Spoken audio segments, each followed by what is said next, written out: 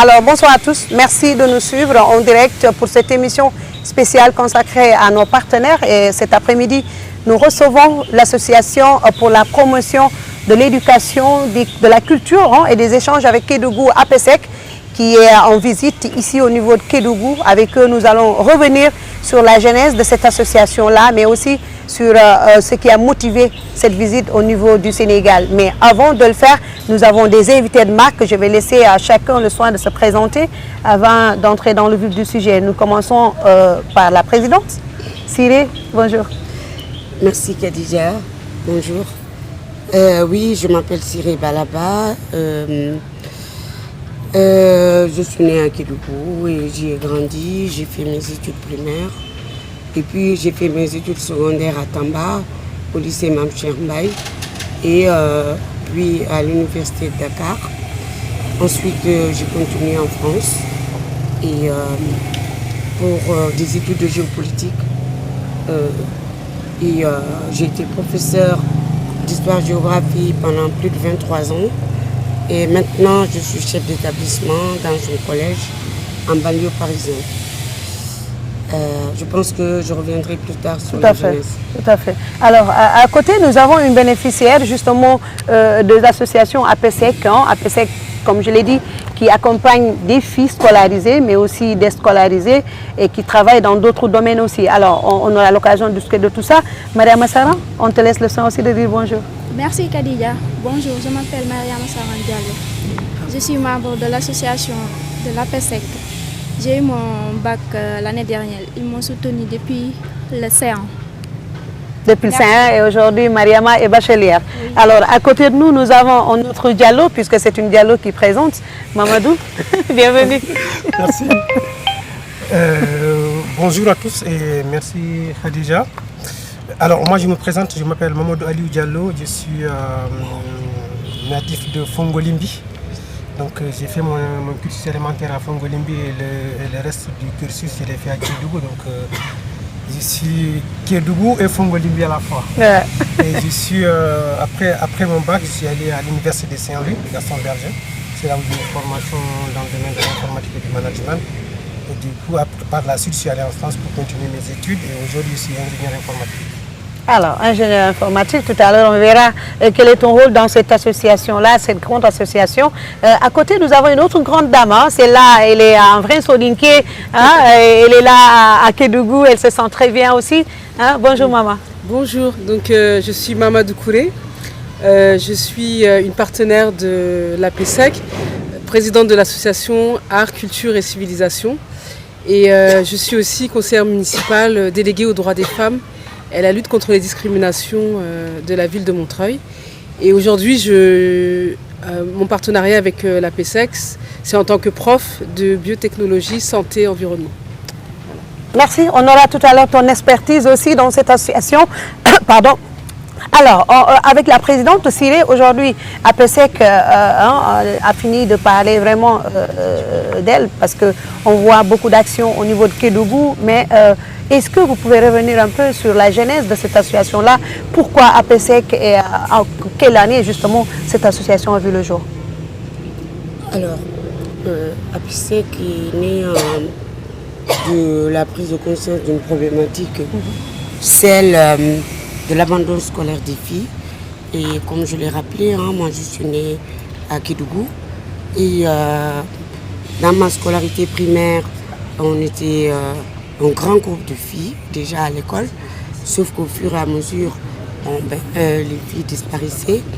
Et quand je me suis retrouvée au collège, puis au lycée, eh bien, je n'avais plus mes copines avec moi. Et j'ai eu mon bac, j'étais seule bachelière, en tout cas du Kédougou, au lycée Mame Cheikh Mbaye de Tamba. Ensuite, je suis allée à la fac. Mais à la fac, j'étais la seule étudiante parmi peut-être une vingtaine de garçons de Kédougou. Et c'est sûr que ça interpelle où sont passées les autres filles. Quand j'ai poursuivi mes études en France et que je suis revenue au Sénégal, et cela m'a rappelé combien j'ai eu de la chance d'avoir eu cet accès à l'éducation. Et alors, APSEC, c'est pour que l'éducation ne soit pas simplement une chance, mais qu'elle soit un droit. Et c'est pour ça qu'avec d'autres volontés, parce qu'APSEC c'est une communauté de volonté, en 2004, j'ai créé APSEC et très très vite, j'ai été rejointe par beaucoup de personnes de Montreuil où j'habite, mais aussi des ressortissants de Kédougou. Et c'est comme ça que nous avons formé ensemble cette association, que nous avons décidé de prendre en charge les plus démunis.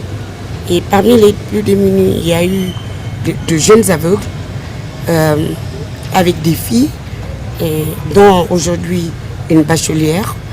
Mais il y a aussi toutes ces filles qui ont eu des grossesses précoces, qui ont eu des mariages précoces et dont les parents n'ont pas forcément les moyens de les soutenir. Eh bien, nous avons décidé de leur donner des bourses, de leur donner du matériel scolaire et même de leur faire du soutien scolaire. C'est un petit peu... Et en 20 ans, cela a quand même eu des conséquences positives, je peux dire. Des conséquences positives, beaucoup de filles accompagnées, plus d'une centaine. Et tout à l'heure, vous parliez du nombre de filles aussi qui ont pu décrocher le baccalauréat et certaines qui ont réussi dans la formation professionnelle. C'est un bilan positif qui a été certainement couronné vraiment de succès. Mais aujourd'hui, quelle est la force de APSEC? Si on sait que tout à l'heure, vous parliez d'acteurs qui vous ont rejoint dans cette association-là, mais aussi d'autres organisations qui sont venues soutenir. D'où provient justement cette manne financière, ou je dirais ce soutien financier de l'APSEC? Alors, je tiens à préciser que malgré tout, APSEC est une petite association. Et elle devient grande chez nous. C'est une petite association, mais avec des membres qui ont beaucoup de bonne volonté.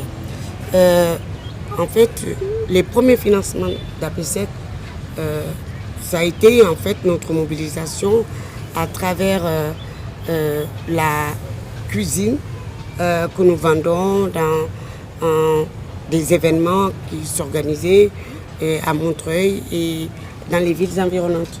Ça a été notre première source de revenus. Mais progressivement, pour pérenniser les actions d'APSEC, les membres parrainent et tous les mois, chaque membre cotise et vire de l'argent sur un compte courant et c'est là-dedans qu'on récupère l'argent pour faire les bourses. Alors, APSEC fait aussi des projets, c'est-à-dire que à partir de nos équipes sur place dont tu fais partie déjà, et ça je reviendrai là-dessus. Tu as dit qu'est-ce qui fait la force d'APSEC. Ce qui fait la force d'APSEC, c'est d'être une... comment dire, c'est d'être une association qui a une base locale. Nous avons une base locale parce qu'il y a des ressortissants de Kédougou, des femmes comme toi, des hommes comme le président Mahmoud Omar Gueye, qui est le président d'APSEC Kédougou, Mourhouma, qui est le trésorier d'APSEC Kédougou, comme Adama Diaby qui assure toute la communication, et comme d'autres membres qui vont observer et identifier les besoins, les transmettre, nous les débattons et nous essayons de trouver des sources de financement. C'est aussi ça APSEC.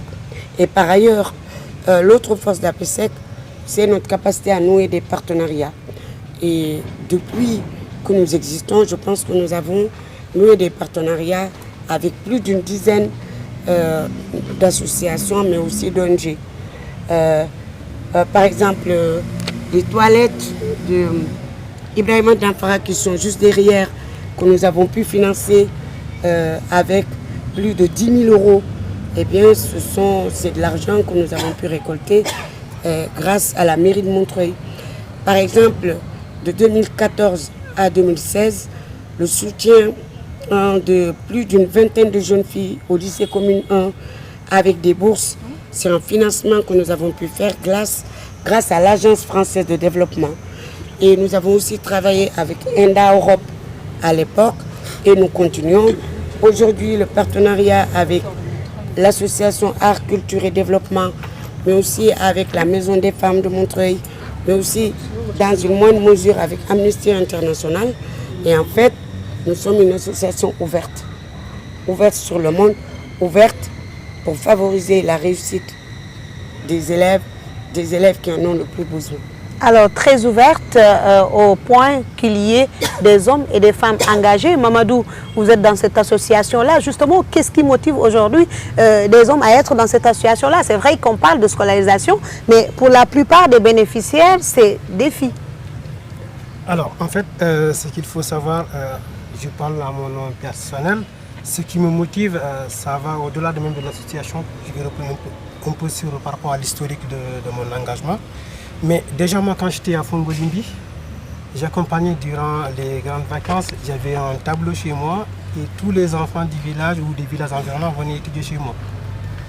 Et des fois aussi, il y avait des filles qui étaient soit ont eu des grossesses précoces ou des personnes qui n'avaient pas le niveau, n'avaient pas les moyens. Ils passaient à la maison et on les dispensait des cours. Et quand je suis arrivé en France, j'ai rencontré la présidente.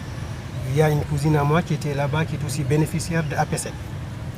Et de là, c'est depuis lors, depuis 2015, je me suis engagé dans APSEC. Je m'engage pour plusieurs raisons. La première raison, c'est que l'éducation, ou si on veut une bonne action, ça n'a pas de genre, ça n'a pas de couleur, c'est une motivation que tout un chacun doit avoir pour ce type d'action-là. À plus forte raison, quand on regarde dans notre zone-là, à Kédougou, c'est souvent les hommes qui faisaient des études à l'époque, mais la tendance a commencé à changer, c'est en soi une très bonne chose. Mais le fait d'accompagner ces couches vulnérables-là, on n'a pas besoin d'avoir... D'être homme ou femme. Exactement. C'est quelque chose qui doit être naturel et tout à fait normal. Tout à fait. Et qu'est-ce que vous faites au sein de l'association? Alors moi, je suis le secrétaire général de l'association. Donc, je travaille en concert avec l'ensemble des membres, notamment avec la présidente. Donc tout ce qui est rapport, tout ce qui est idée par rapport à l'élargissement ou le fait de monter des projets. Je m'engage, j'essaie de rédiger ces projets-là avec certains partenaires, mais aussi tout ce qui est rapport, c'est moi qui les rédige. La présidente tout à l'heure parlait du fait qu'on fait des activités autour des activités généralisées de revenus. Donc c'est quelque chose qui nous implique beaucoup au-delà du travail qu'on fait à côté. Donc du coup, si on a des événements comme l'Africa Marche ou des événements au niveau de Montreuil, j'y vais. On parle des pastels. Ben oui, j'ai appris que vous faites des jus d'ailleurs. Il y a un spécialiste en haut des jus. Parlez-vous. Ouais, exactement.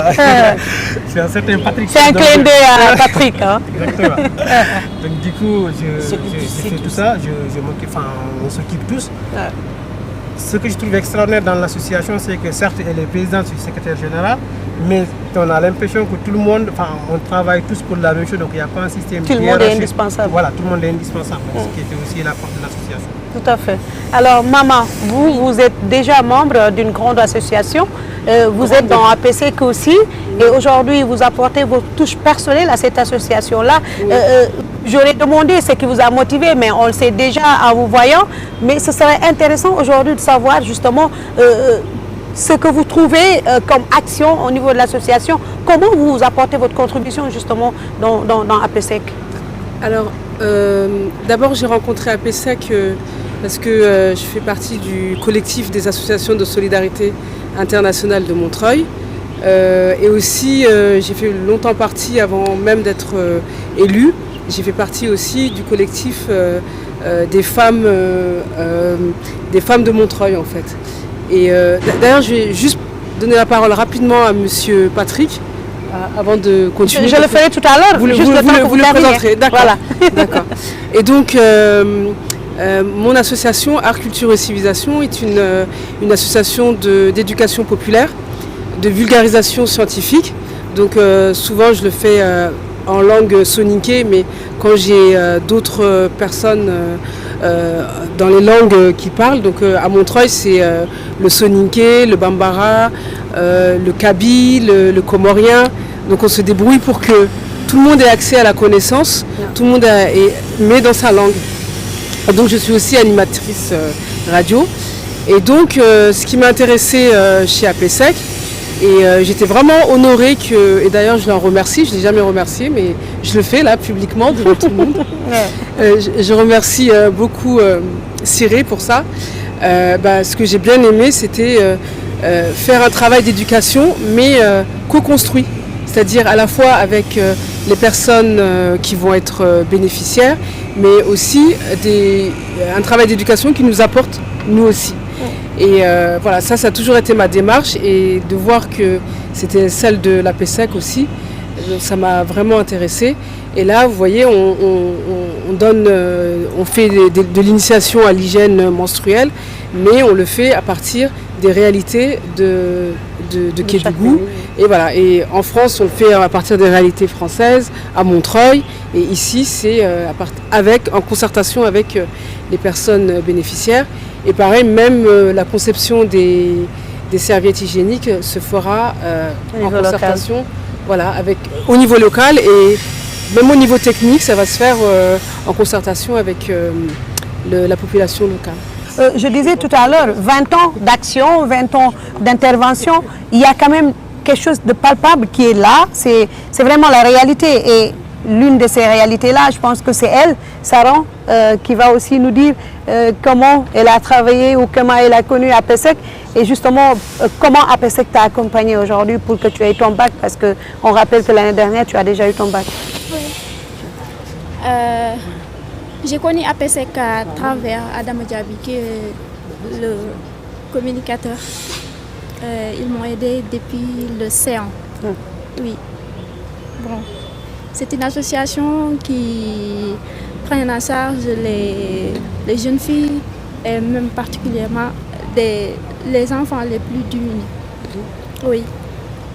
Et APSEC te soutenait en quoi? Sur les fournitures scolaires? Oui, sur les fournitures scolaires. Oui. Les frais d'inscription? Oui, sur les frais d'inscription. Oui. Sur l'éducation. Oui. Et tu as trouvé que c'était vraiment un coup de pouce qui était important pour toi? Oui. Est-ce que c'est ce qui a fait qu'aujourd'hui tu t'es accroché jusqu'à l'obtention de ton baccalauréat? Oui, c'est ça qui m'a encouragée. Est-ce que n'eût été l'accompagnement de APSEC, tu penses que si tu n'avais pas connu APSEC aujourd'hui, ce serait difficile pour toi? Oui, ce serait difficile, Kay. Pourquoi? Parce que je n'ai pas assez de moyens pour étudier. Bon, j'ai la famille qui me soutient un peu, mais à travers l'APSEC, bon, j'ai pu m'accrocher. Oui. Et tu as voulu rendre vraiment la pièce de la monnaie pour dire je vais réussir vraiment pour faire plaisir à toutes ces personnes-là, ces bonnes volontés qui ont soutenu. Oui. Et aujourd'hui, quelles sont tes ambitions en tant que bachelière? Mes ambitions, c'est de réussir. Et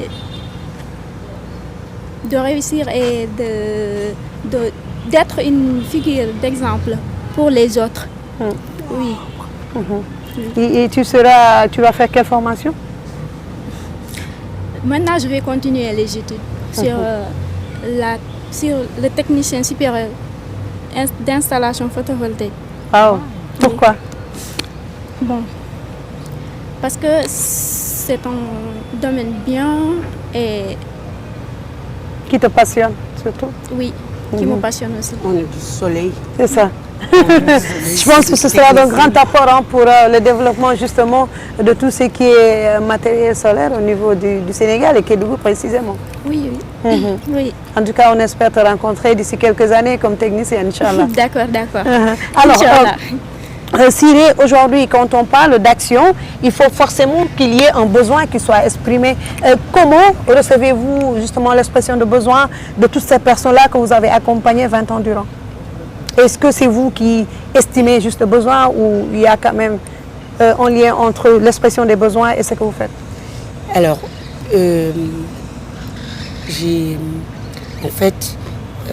En tant que j'ai été prof pendant très longtemps et je sais que on ne peut pas décider à la place des autres et surtout moi je suis partie. Certes, je sais qu'il y a des besoins, mais je ne suis pas sur le terrain pour pouvoir identifier très précisément et ensuite essayer d'apporter des solutions. C'est pour ça que lorsqu'on avait fait le premier déplacement d'APSEC en 2010, la mission, donc l'équipe d'APSEC dont Patrick qui est là aujourd'hui, eh bien à l'issue de cette mission, il y avait des jeunes de Kédougou que j'avais repérés et je leur ai proposé de participer à la création d'une cellule locale. Et cette cellule locale est devenue mais vraiment très très efficace. C'est elle qui remonte les besoins, qui identifie les élèves qui approchent les écoles. Alors je tiens à préciser que c'est vrai, nous sommes vraiment dans le monde de l'éducation puisque pratiquement 80% de la cellule locale d'APSEC est composée d'enseignants. Et ça fait que ces enseignants qui ont dans leur classe des élèves qui sont en détresse, qui sont dans le besoin. Et c'est à ce moment-là que ces besoins se remontent et l'équipe d'APSEC se met en 4 pour essayer d'apporter une petite aide à tous ces élèves. Et d'ailleurs, régulièrement, ce n'est pas qu'on réoriente nos activités, mais à travers les assemblées générales que l'on fait, à travers les conseils d'administration que l'on fait, très régulièrement, on revoit nos objectifs. Et c'est pour ça que pour plus d'efficience, dans un premier temps, on soutenait des jeunes filles qui venaient pratiquement de toute la région. Et ce n'était pas évident. Ce n'était pas évident à gérer, ce n'était pas évident à suivre. Et on s'est rendu compte, parce que c'est remonté par la base, que malgré nos efforts, des jeunes filles qu'on a commencé à soutenir dès la 6e, certaines décrochaient. Et c'est à partir de ce moment-là, par exemple, depuis 2 ans, nous avons décidé de soutenir à partir de l'élémentaire. Et c'est ainsi que, par exemple, à l'école Ibrahima Danfara, nous soutenons une dizaine de jeunes filles qui sont maintenant en CE1 et on en soutient une dizaine à Fongolimbi et on continue quand même à soutenir les grandes du collège et du lycée. Mais ce qui est sûr, c'est que nous souhaitons nous assurer que ces petites filles continueront et cela nous permettra de mesurer aussi l'efficacité du soutien et peut-être de mieux circonscrire le décrochage. Et voilà un petit peu. Et les besoins, comme je le disais, ils sont multiples. Hein. Par exemple, quand la cellule locale est saisie ou quand elle observe dans différentes régions des problématiques importantes comme les problématiques des sanitaires, eh bien, quand elle nous saisit cette cellule locale, nous réfléchissons ensemble aux solutions et c'est pour ça que nous participons aussi à l'amélioration quand même des conditions scolaires. C'est extrêmement important comme les sanitaires. Et je voulais dire que notre projet phare de cette année, à l'issue de ces 20 ans, notamment la lutte contre la précarité menstruelle et pour la persévérance scolaire des filles, c'est un sujet qui a été remonté de la base. C'est parce qu'on nous a interpellés, on a dit mais peut-être que c'est hyper important que vous complétiez vos actions par cette sensibilisation parce que finalement les menstrues font partie des grandes causes du décrochage scolaire. Et c'est pour ça que cette mission, cette 3e mission d'APSEC, quoique chaque année des membres d'APSEC viennent, travaillent, mais le fait qu'on se déplace, qu'une équipe entière se déplace de France à Paris à Kédougou pour vous retrouver. Donc ça, c'est la 3e fois. Et le point focal de cette mission, c'est vraiment la sensibilisation contre la précarité menstruelle. Et d'ailleurs, c'est aussi parce que cette cellule locale, nous pouvons nous reposer dessus, que des formations que les locaux qui ont travaillé avec nous, qui aujourd'hui vont rendre plus pérennes toutes ces actions qu'on fait. C'est vous qui les rendez pérennes. Donc la poursuite de la sensibilisation contre la précarité menstruelle, Khadija, c'est toi et les autres qui allez la poursuivre à l'issue de tout ce qu'on a fait. Cette pérennisation passe aussi par la formation donc à la couture, à la production de serviettes hygiéniques lavables de nombre de filles, tu l'as rappelé, qui ont suivi la formation professionnelle, que nous avons accompagnées, qui se sont installées notamment comme kinés, qui aujourd'hui d'ailleurs ont un carnet de commandes bien rempli après le passage dans les différents lycées. Alors, parlons justement de ce passage dans les lycées et dans des établissements. Aujourd'hui, maman, on t'a vu à l'œuvre avec des séances de sensibilisation sur l'utilisation de ces serviettes, je ne peux pas dire hygiéniques, mais des serviettes de menstrues, comme tu les appelles, ou bien des serviettes lavables. Pourquoi justement revenir sur ce sujet des serviettes hygiéniques, comme on l'appelle ici, et des serviettes lavables que tu proposes aujourd'hui comme alternative par rapport aux autres types de serviettes qui étaient utilisées, ou qu'on appelle communément des cotons au niveau du Sénégal? Donc ce qu'on appelle des cotons ici et qu'on appelle en France serviettes hygiéniques, donc un terme avec lequel je ne suis pas d'accord. Et en fait, on a vu comme beaucoup de produits, des choses qu'on vend dans des pays pauvres, ce sont des produits qui sont là pour plaire, beaux, mais qui pas forcément qui ne sont pas forcément sains à utiliser. Donc à la fois sains pour le corps, pour la santé, mais aussi qui ont un impact environnemental très néfaste. Donc déjà sensibiliser sur ça. Et ensuite, donc pour moi les serviettes lavables, c'est ce qu'il y a qui sont réellement hygiéniques, apprendre à le laver. Et aussi ne pas avoir de complexe avec ce qu'on utilisait avant, qui fonctionnait très bien et qui était vraiment hygiénique, séché au soleil, séché, donc désinfecté et blanchi au soleil. C'était des choses qui servaient, voilà. Et tout ce qu'on a fait, c'est de moderniser ces serviettes, les rendre adapté à quelqu'un qui va à l'école, donc qui n'a pas forcément l'eau courante à proximité de son lieu d'études. Et voilà, donc et puis aussi donner les connaissances suffisantes pour que les filles puissent faire elles-mêmes leur choix et comprendre pourquoi l'un vaut mieux que l'autre. Voilà, et même en termes de coût, c'est beaucoup plus économique pour elles d'utiliser les serviettes menstruelles lavables. Après les échanges avec les cibles, qu'est-ce qui peut retenir justement, qu'est-ce qu'on peut retenir de ce qu'elles pensent ou de ce qu'elles sont en train de vivre justement, surtout par rapport à l'utilisation ou la gestion des menstrues d'une manière générale?